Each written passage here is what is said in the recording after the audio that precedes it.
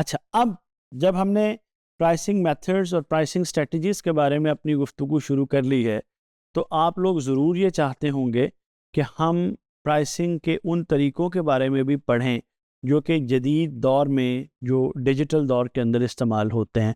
तो बिल्कुल जनाब, अब हमारी जो डिस्कशन है प्राइसिंग के हवाले से, उसमें हम ये देखेंगे कि डिजिटल दुनिया में प्राइसिंग के कौन से तरीके इस्तेमाल हो रहे हैं।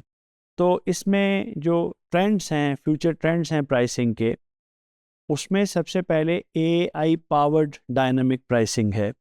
अब चूँकि रियल टाइम एडजस्टमेंट्स हो रही होती हैं, AI real time data, traffic, customer की डिमांड को मॉनिटर कर रहा होता है, तो हो ये रहा होता है कि प्रोडक्ट्स की कुछ कैटेगरीज़ के अंदर प्रोडक्ट्स की जो प्राइस है वो वेरी कर रही होती है।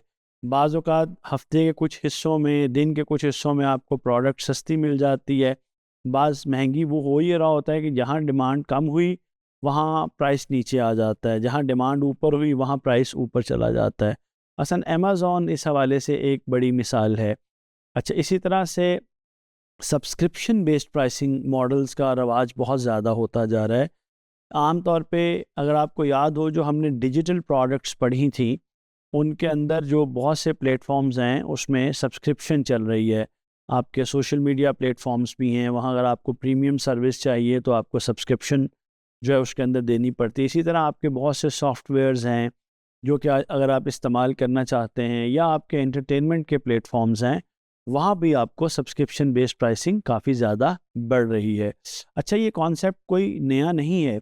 इससे पहले भी जो मैस मीडिया की जो प्रोडक्ट्स थी, टेलीविजन्स थे, मैगज़ीन्स थे, रेडियोज़ थे, उनके अंदर ये सब्सक्रिप्शन बेस्ड मॉडल था। अच्छा, इसी तरह से पर्सनलाइज्ड प्राइसिंग का एक तसव्वुर आ रहा है। मुख्तलिफ इंडिविजुअल्स, उनकी वैल्यू, उनके रिस्पॉन्स और उनकी बाइंग के हवाले से कंपनीज़ ये कर रही हैं कि उनको मुख्तलिफ प्राइसेस जो हैं वो ऑफ़र करती हैं। अच्छा, अब ये जो हमारी डिस्कशन है ना, इसको हमने थोड़ा सा और आगे बढ़ाना है, और मेरा आप सब लोगों को मशवरा ये है कि आप जो प्राइसिंग के फ्यूचर ट्रेंड्स हैं उनसे अपडेट रहें, क्योंकि अब जो ज़माना है वो इतनी तेज़ी से बदल रहा है कि एक दो चीज़ों पर फिक्स होकर बिज़नेस नहीं चलाया जा सकता। तो इसमें हमारे पास फर्दर जो ट्रेंड्स हैं उसमें एक वैल्यू ड्रिवन प्राइसिंग भी आ जाती है। मसलन आप ये देखते हैं कि अगर आप ऐसी प्रोडक्ट ऑफ़र कर रहे हैं जिसमें सस्टेनेबिलिटी है, एथिकल वैल्यूज़ हैं, ब्रांड की वैल्यूज़ हैं, तो वहाँ पर आम तौर पे आप ज़्यादा प्राइसेस भी चार्ज करते हैं और कस्टमर आपको ज़्यादा पे करने के लिए तैयार हो जाता है। अच्छा, इसी तरह से आपकी डिकॉय प्राइसिंग है, आप मिड टियर प्राइसिंग वगैरह की तरफ निकल जाते हैं। मुख्तलिफ़ किस्म के प्रीमियम और ऑप्शनल प्लान्स आप जो हैं वो ले लेते हैं।